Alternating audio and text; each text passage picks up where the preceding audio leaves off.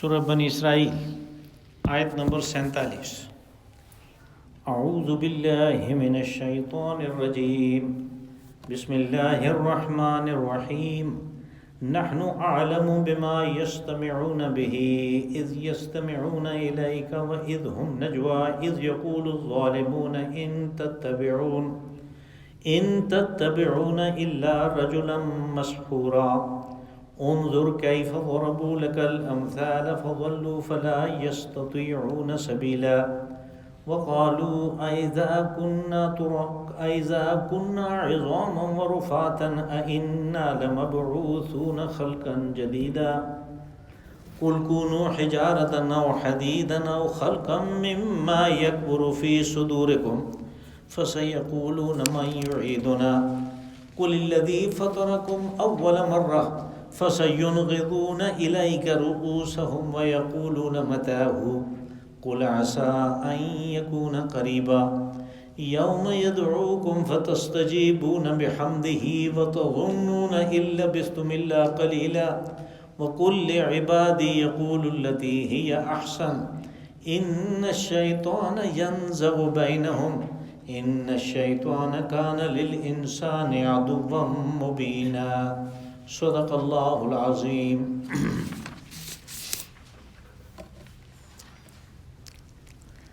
نحن اعلم بما يستمعون به اذ يستمعون الیک واذ هم نجوى۔ ہم اچھی طرح جانتے ہیں ان لوگوں کو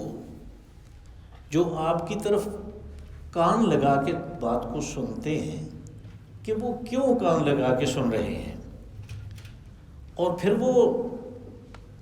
آپس میں سرگوشیاں کرتے ہیں۔ اذ یقول الظالمون ان تتبعون الا رجلا مسحورا، یہ ان کی سرگوشی ہے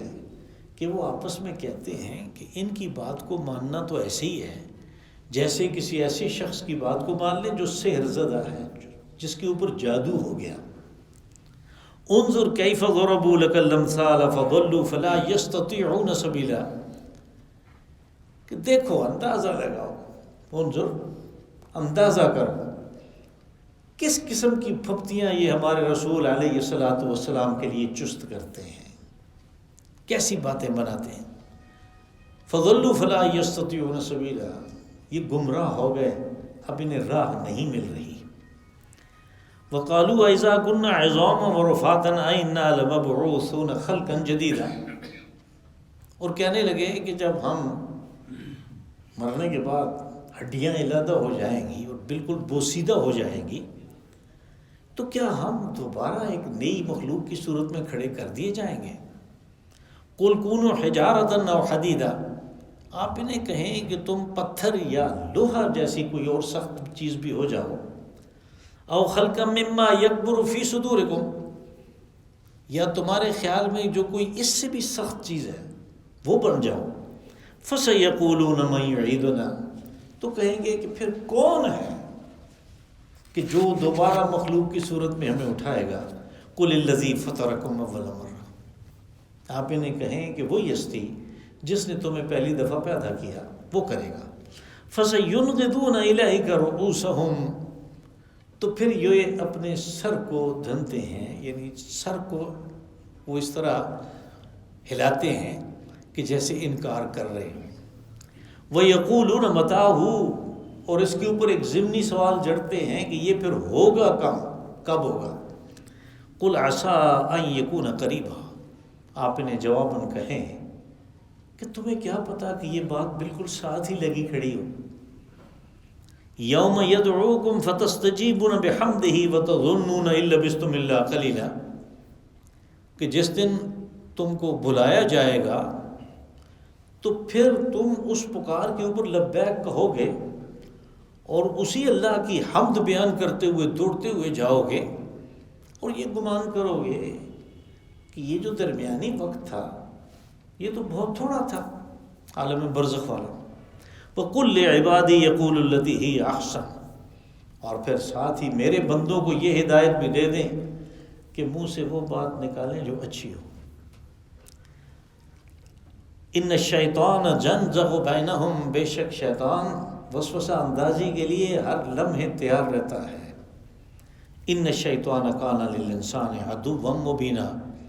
اور بات یہ ہے کہ یہ شیطان انسان کا ایک واضح دشمن ہے۔ یہاں پہ ان لوگوں کا تذکرہ ہے کہ جو یعنی یہ وہ زمانہ ہے کہ جب بہت لوگ متاثر ہو رہے تھے قرآن پاک سے، رسول اللہ صلی اللہ علیہ وسلم کی دعوت اور آپ کے طرز تخاطب سے بہت متاثر ہو رہے تھے، تو مکہ کے سردار وغیرہ وہ اپنے اقتدار کو ڈوبتا ہوا دیکھتے تھے، تو انہوں نے جو مختلف چالیں چلی ان میں سے ایک چال یہ بھی تھی جس کا آج کے درس میں تذکرہ ہے، اور وہ چال یہ ہے کہ یہ مجلس میں آگے بیٹھتے تھے اور ایسے توجہ کرتے تھے، ایسے بات کو سنتے تھے جیسے بہت زیادہ توجہ کر رہے ہیں، اور پھر ان کا مقصد یہ ہوتا تھا کہ جب پیچھے ہٹ کے یہ مجلس ختم ہوگی تو ہم لوگوں کو بتائیں گے کہ ہمیں تو کوئی ایسی بات نہیں ملی جس میں کوئی ایسی اپیل ہو کہ ہم اپنا باپ دادا کا دین چھوڑ دیں، وہ سارے نظریات جو ہیں ان کو باطل قرار دے کر چھوڑ دیں، تو پھر لوگ تو ہماری بات سنتے ہیں، تو عوام الناس کہیں گے کہ یہ بھی تو آخر اتنے دانا بینا قسم کے لوگ ہیں، انہیں سمجھ نہیں آئی تو ہمیں کیا سمجھ آئے گی، اس طرح وہ اس کی طرف توجہ نہیں کریں گے۔ کہا کہ لوگ مجلس میں ایسے آ کے بیٹھتے ہیں جو نظر آتا ہے کہ بڑی زبردست کان لگا کے بات کو سن رہے ہیں، نحن اعلم به اذ يستمعون الیک، نحن اعلم بما يستمعون به اذ يستمعون الیک، اللہ پاک نے فرمایا کہ ہمیں پتہ ہے، ہمارے پاس خبر ہے، ہمیں علم ہے کہ یہ کان لگا کے جو سنتے ہیں یہ کیوں کان لگا کے سنتے ہیں، یعنی اس کی وجہ کا ہمیں پتہ ہے۔ یہ مت سمجھو کہ یہ سمجھنے کے لیے اپنا کوئی اشکال ہے، اپنا کوئی شک ہے، اس کو دور کرنے کے لیے آئے ہیں، اور جو ہی وہ دور ہو جائے گا وہ اشکال ختم ہوگا یہ ایمان لے آئیں گے، نہیں یہ نہیں ہے، ان کا نظریہ یہ نہیں ہے، یہ اعتراض کے لیے بات کو سنتے ہیں، یہ دوسرے لوگوں کو اس راستے سے ہٹانے کے لیے بات کو سنتے ہیں، توجہ کرتے ہوئے نظر آتے ہیں۔ اذ ہم نجوا، اور پھر یہ آپس میں سرگوشی بھی کرتے ہیں، یعنی مجلس جب ختم ہوئی یا مجلس کے دوران ہی آپس میں یہ سرگوشی کر رہے ہوتے ہیں، اور وہ سرگوشی کیا ہے؟ اذ یقول الظالمون ان تتبعون الا رجلا مسحورا، کہ ہمیں تو ان کی ساری باتیں ایسے نظر آئیں جیسے ان کے اوپر کوئی جادو ہو گیا ہے۔ اب یہ ایک پھبتی ہے، یعنی ایک غلط قسم کا فکرہ چست کرنے والی بات ہے، جو مختلف انہوں نے رسول اللہ صلی اللہ علیہ وسلم کی شان میں گستاخیاں کی، ان میں سے ایک یہ ہے کہ وہ کہتے تھے کہ ان کے اوپر تو کسی کا جادو چل گیا ہے۔ اب جو سحر زدہ ہوتا ہے ظاہر ہے اس کی تو کوئی بھی بات اپنی نہیں ہوتی، وہ تو جو اس کا اصل موکل ہے، جو اس سے کہلوانا چاہتا ہے وہ بات کہتا ہے جو وہ کہلوانا چاہتا ہے۔ کبھی آپ نے تماشا دیکھا ہو اس مسحور کا کہ جس کو وہ چادر کے ساتھ اوپر چادر دے کے اس کو لٹا دیتا ہے، اور پھر ایک آدمی کے پاس جاتا ہے اور وہ کہتا ہے کہ اس کی جیب میں کیا ہے، حالانکہ دیکھتا یہ ہے کہ پین ہے، وہ کہتا ہے پین ہے۔ یہ سیر زدہ ہے، اس کی اپنی بات نہیں ہے، یہ بات اصل میں اس کی ہے جس نے دیکھا ہے اس کو، تو وہ جس کے اوپر جادو ہو گیا وہ تو کچھ بھی نہیں ہے، اور یہ رسول اللہ صلی اللہ علیہ وسلم کو کہتے ہیں مسحور، جادو ہوا، اس کے اوپر جادو ہو گیا۔ اور یہ وہ چیز ہے کہ جو پہلے انبیاء کو کہی گئی، یعنی فرعون نے کہا حضرت موسیٰ علیہ السلام کو کہ انی لأظنک یا موسیٰ مسحورا، کہ تو جو باتیں کرتا ہے تو میں تو یہ سمجھتا ہوں، میرا یہ گمان ہے کہ تیرے اوپر کوئی جادو ہو گیا ہے۔ لیکن حضرت موسیٰ علیہ السلام تو جیسے آگے بات آئے گی وہ اس طرح کے نہیں تھے، انہوں نے تو اس کا ترکی بترکی جواب دیا، انہوں نے تو فرعون کو کہا کہ انی اراک یا فرعون مسحورا، کہ میں دیکھتا ہوں فرعون یہ تو اپنی موت کو دعوت دے رہا ہے، تو اپنی ہلاکت کو دعوت دے رہا ہے۔ ایسی بات کر کے کہ میں اللہ کا رسول ہوں اور اس کا اللہ کا پیغام سناتا ہوں، اور تو کہتا ہے کہ یہ جادو ہے، اس کے اوپر جادو ہو گیا ہے۔ رسول اللہ صلی اللہ علیہ وسلم کو جو ہدایات ہوئیں اور اس باب میں جو ہدایات مسلمانوں کو صحابہ کرام کو ہوئیں، اس کا کی تفصیل آخری آیت میں آئے گی۔ یہ اسی کے جواب میں ہے کہ یہ ظالم جو ہیں یہ اس قسم کی پھپتیاں کستے ہیں۔ انظر کیف ضربوا لک الامثال، یہ ضرب المثل جو ہے یہ پھپتی کے لیے کوئی ایسی بات کہنا کہ جو کسی طرح بھی جس کے لیے کہی گئی اس کے ساتھ وہ مناسبت نہ رکھتی ہو، کوئی اس کے ساتھ وہ مطلب لگا نہ کھاتی ہو، وہ بات کرنا، اس کو کہتے ہیں پھپتی کسنا، فکرہ چست کرنا۔ کہا دیکھو، یعنی انظر، اندازہ کرو کس قسم کی یہ پھپتیاں چست کرتے ہیں۔ کیف ضربوا لک الامثال، اور وہ بھی آپ کے لیے ہے رسول صلی اللہ علیہ وسلم۔ فضلوا فلا یستطیعون سبیلا، کہ یہ لوگ ایسے گمراہ ہوئے، ایسا یعنی کھوئے گئے کہ اب ان کو صحیح راستے کا پتہ ہی نہیں چل رہا کہ ہم کریں کیا۔ ایک طرف وہ صورتحال ہے کہ بہت سے لوگ ایمان لا رہے ہیں، یعنی ان میں سے بہت سے لوگ سوجھ بوجھ رکھنے والے ایمان لا رہے ہیں، تو دوسری طرف یہ ہے، یہ کھڑے ہیں، یہ کہتے ہیں کہ نہیں یہ جادو ہے۔ اب یہ اگر جادو ہے تو عمر بن خطاب رضی اللہ عنہ اسلام قبول کر لیا،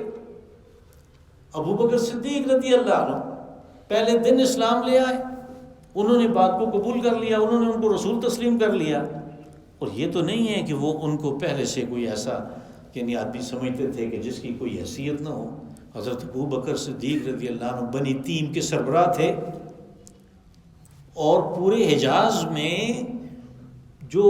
دیت کا فیصلہ ہوتا تھا، یعنی قتل وغیرہ تو وہاں پہ عام ہوتے تھے، تو جب قتل کے معاملے کا فیصلہ دیت پہ کریں تو یہ دیت کتنی ہوگی اس مقتول کی،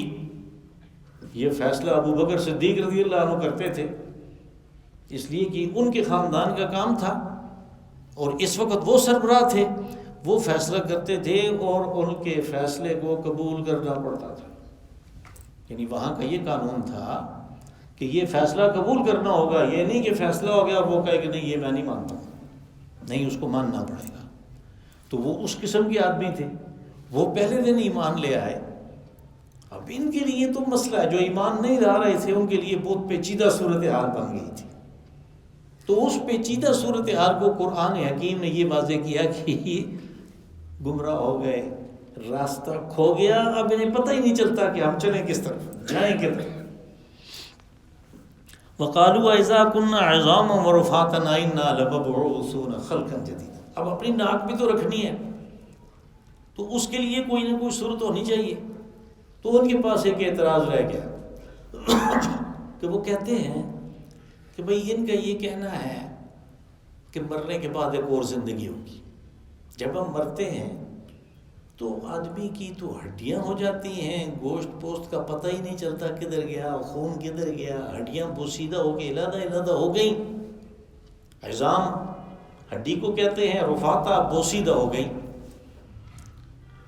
تو پھر ان کو کون دوبارہ ایک انسان کے طور پہ کون اس کو کھڑا کرے گا، کون اس پہ آ کے وہ سارا کچھ برابر کرے گا؟ وہ پوچھتے ہیں، یعنی یہ ان لوگوں کو، عوام الناس کو ورغلانے کے لیے یہ اعتراض جڑتے ہیں۔ تو اس کا جواب دیا اللہ نے، کہا کہ تم تو کہتے ہو کہ ہم ہڈیاں ہو جائیں گی تو وہ بوسیدہ ہو جائیں گی، تو وہ نرم ہو جائیں گی، وہ یعنی ہاتھ لگاؤ تو ٹوٹ جاتی ہیں، یہ ہو جائیں گی۔ کہا کہ اگر وہ پتھر کی طرح سخت ہو جائیں اور لوہے کی طرح، خجارہ پتھر ہے اور حدید لوہے کو کہتے ہیں، یا تمہارے خیال میں اس سے بھی کوئی سخت چیز ہو، یعنی کوئی ایسی چیز ہو، خلقاً اکبر یکبر مما فی صدورکم، کہ جو تمہارے خیال میں اس سے بھی سخت ہے۔ ظاہر ہے لوہے سے اور پتھر سے بھی سخت چیزیں ہیں۔ یہ جو ڈائمنڈ ہے تو ڈائمنڈ تو وہ سب سے سخت چیز ہے، یعنی وہ پتھروں کو بھی کاٹتا ہے۔ جب پتھر کو کاٹنا ہو تو ڈائمنڈ کا کٹر استعمال کرتے ہیں۔ اور ابھی تو اور بھی ایسی میٹلرجی نے ترقی کر لی ہے، تو چیزیں نکل آئی ہیں جن سے وہ کٹر وغیرہ بنتے ہیں، تو وہ لوہے کو بھی کاٹتے ہیں، پتھروں کو بھی کاٹتے ہیں، تو وہ چیز ہو جائے یعنی بہت ہی سخت ہو جائے، پھر بھی وہ اللہ اس کو جب اس نے کہا ہے میں کھڑا کروں گا، تو وہ دوبارہ اس کو انسان بنائے گا، وہ دوبارہ اس میں روح بھی ڈالے گا، سب کچھ کرے گا۔ فَسَيَقُولُونَ مَن يُعِيدُنَا، تو پھر کہتے ہیں کہ یہ آپ کہتے ہیں کہ یہ ہوگا، ہم دوبارہ کھڑے ہوں گے، ذرا یہ تو بتائیے یہ کرے گا کون؟ یعنی کس کی یہ صلاحیت ہے یہ کرنے کی؟ قُلِ الَّذِي فَطَرَكُمْ أَوَّلَ مَرَّةٍ، اس کا جواب دیا، کہا کہ ان کو کہو کہ وہ کرے گا کہ جس نے پہلی دفعہ تمہیں پیدا کیا۔ اب پہلی دفعہ جو پیدا کرنا ہے وہ تو عدم سے وجود میں لانا ہے، وہ کوئی چیز ہے ہی نہیں ہے اور اس کو وجود میں لانا ہے، یعنی اس کا کوئی تخم نہیں ہے، اس کی کوئی بنیاد نہیں ہے، ابھی تو بنیاد موجود ہے۔ وہ ہڈیاں تو ہیں نا جن کا تم کہتے ہو کہ ہڈیاں ہیں، وہ ہڈیاں ہیں۔ اور پھر ہمارے تو سائنسدانوں نے یہ بھی کہا، جینیٹکس والوں نے، کہ اگر کوئی پرانا لاکھوں کروڑوں سال پرانا ڈائناسور کا خون کا ایک قطرہ مل جائے تو ڈائناسور کو دوبارہ پیدا کیا جا سکتا ہے۔ اب انسان اس قدر یعنی وہ دعویٰ کرنے لگا، اور وہ اپنے دعوے میں ظاہر ہے اس کے پاس یہ تو سائنس ہے، اس کے پاس تو ثبوت ہیں اس بات کے، وہ اگر کر سکتا ہے تو اللہ نہیں کرے گا؟ نعوذ باللہ۔ وہ تو کہیں سے اس نے تو عدم میں وجود میں آدم سے بالکل کچھ نہ ہونے سے وجود میں وہ لے آیا، تو جب کچھ نہ کچھ موجود ہے، اس کے اثرات موجود ہیں، تو اس کے لیے تو کوئی مسئلہ نہیں ہے۔ قُلِ الَّذِي فَطَرَكُمْ أَوَّلَ مَرَّةٍ، کہ وہ کرے گا جس نے پہلی دفعہ تمہیں پیدا کیا۔ فَسَيُنْغِضُونَ إِلَيْكَ رُءُوسَهُمْ، کہا کہ جب یہ جواب سنتے ہیں تو پھر وہ انغاد کہتے ہیں سر کو ہلانا، وہ ہاں کی صورت میں بھی ہو سکتا ہے، نہ کی صورت میں بھی ہو سکتا ہے، اور مذاق کے طور پہ بھی ہوتا ہے۔ تو یہ پھر اپنے سر کو ناڈ کرتے ہیں، اس کو ہلاتے ہیں آپ کی طرف۔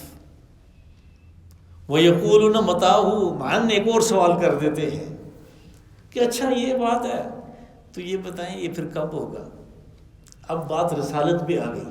پہلے تو تخلیق پہ تھی،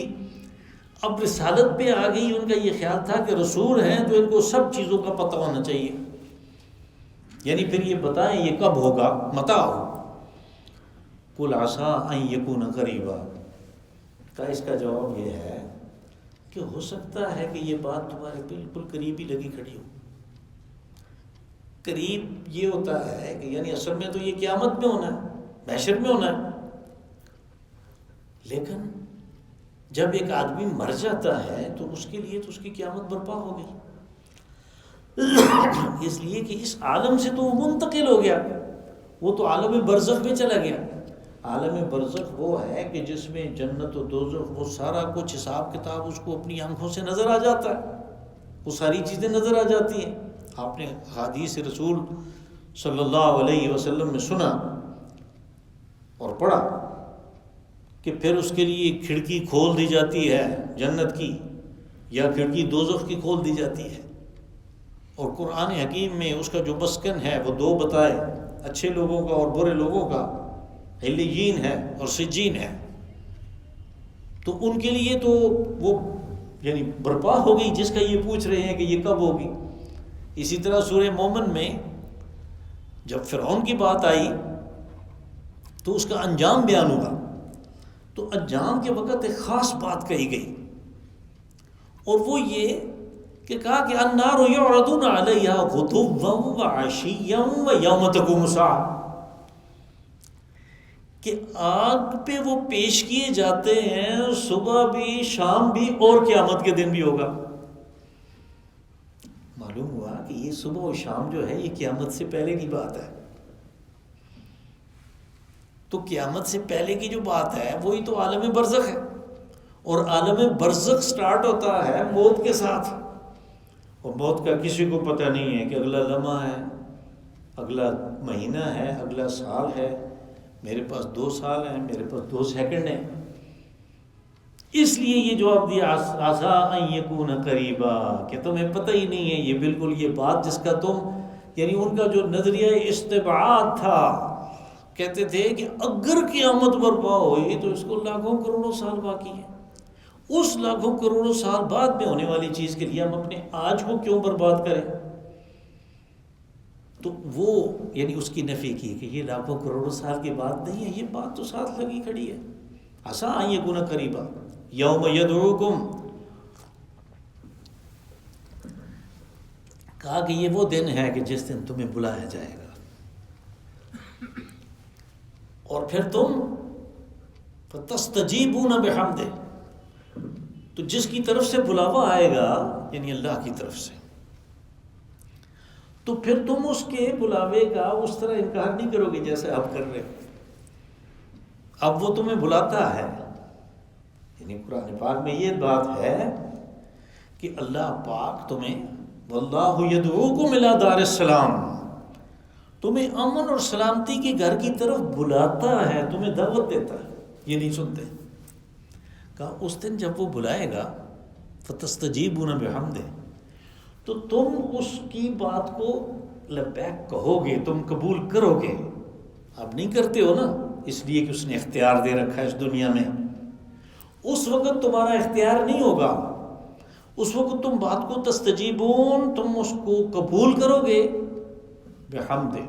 اور ساتھ میں اس کی تعریفیں کر رہے ہوگے، اس کی حمد بیان کر رہے ہوگے۔ وَتَظُنُّونَ إِن لَبِثْتُمْ إِلَّا قَلِيلًا، اب تمہارا یہ گمان ہے کہ ہم لاکھوں کروڑوں سال پڑے ہوئے ہیں اس میں، کہا پھر تم یہ سمجھو گے کہ یہ تو ہم تو بہت ہی تھوڑا کچھ، یہ تو کوئی وقت تھا ہی نہیں، یعنی ادھر مرے ادھر قیامت برپا ہو گئی۔ اور یہی چیز احادیث رسول صلی اللہ علیہ وسلم میں بھی ہے کہ وہ تو عالم برزخ کے جو دن ہیں، جو راتیں ہیں، جو کچھ بھی ہے، وہ تو بہت مختصر محسوس ہوگا۔ اور وہاں پہ یعنی یہ تو بار بار قرآن پاک میں آیا کہ وہ ایک دوسرے سے پوچھیں گے کہ ہم کتنا پڑے رہے، کوئی کہے گا 1 دن، کوئی کہے گا 2 دن، کوئی کہے گا آدھا دن۔ اور سورۃ طٰہٰ میں تو بڑی دلچسپ بات آئی کہ وہ قال لبثتم الا یوما،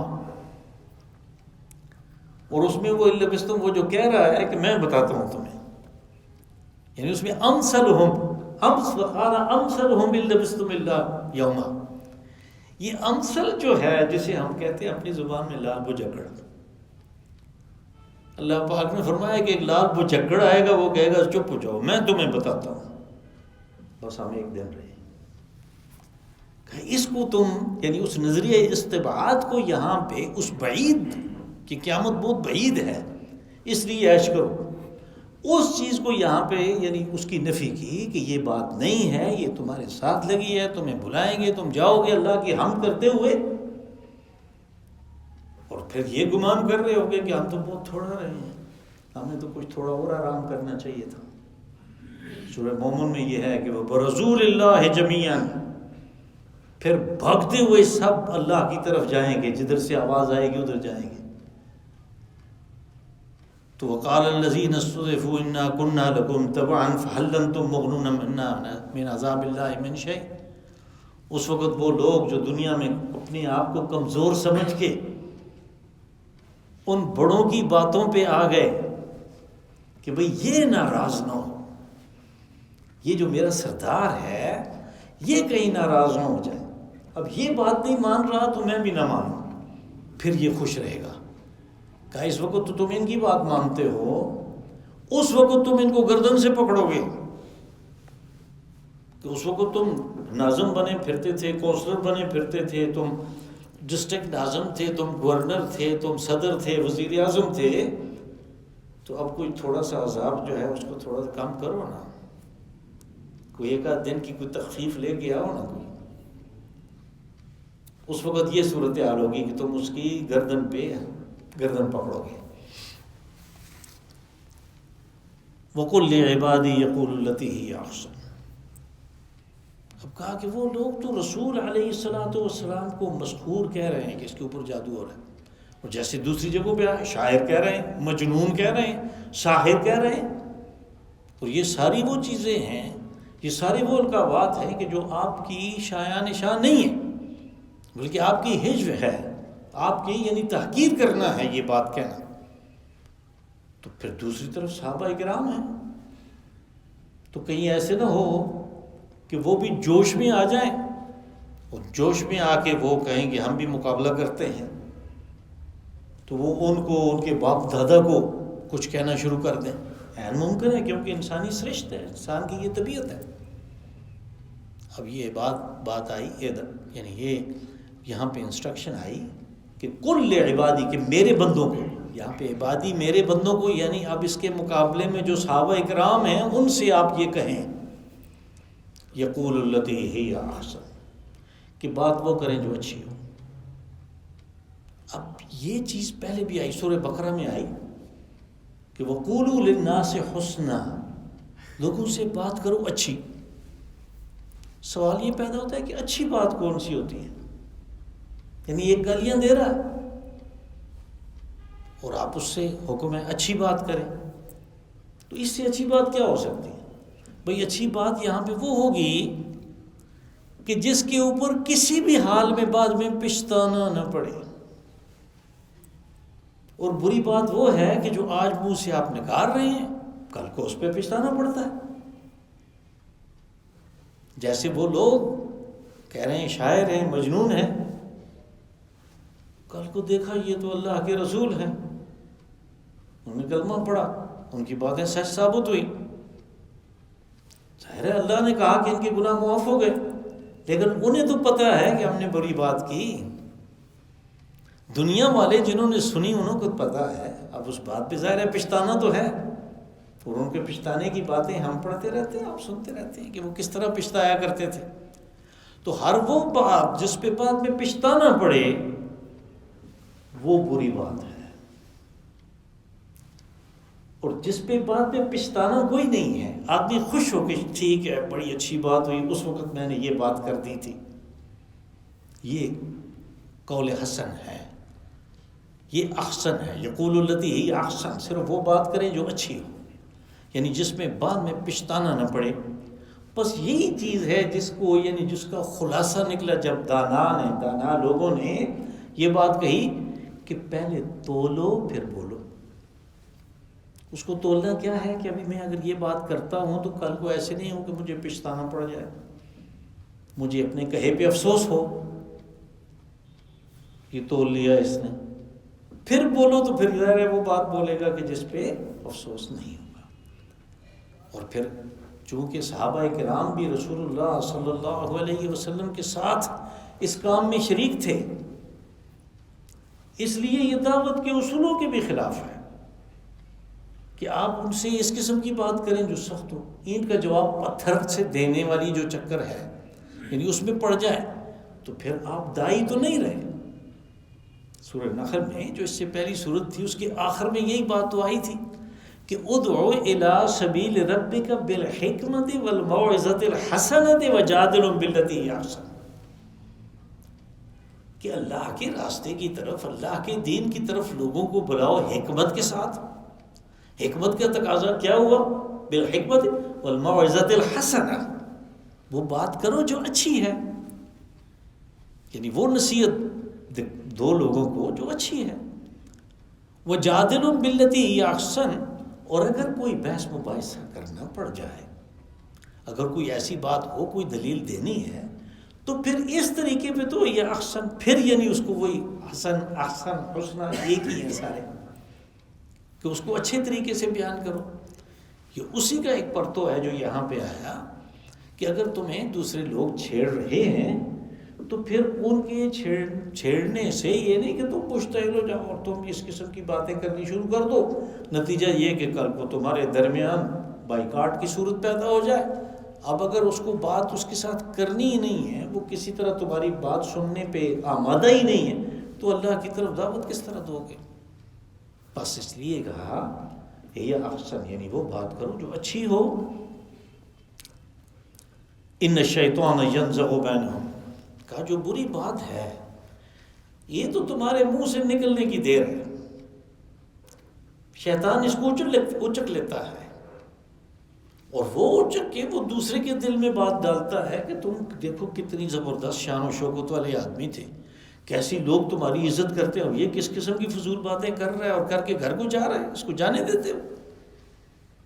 جو شیطان کا کام ہے.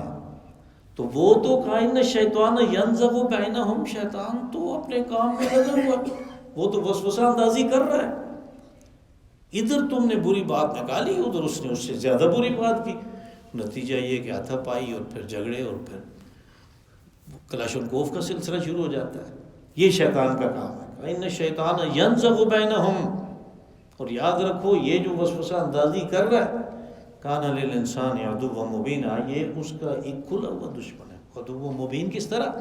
کہ اس نے تو چیلنج کر رکھا ہے کہ میں اس کو گمراہ کروں گا،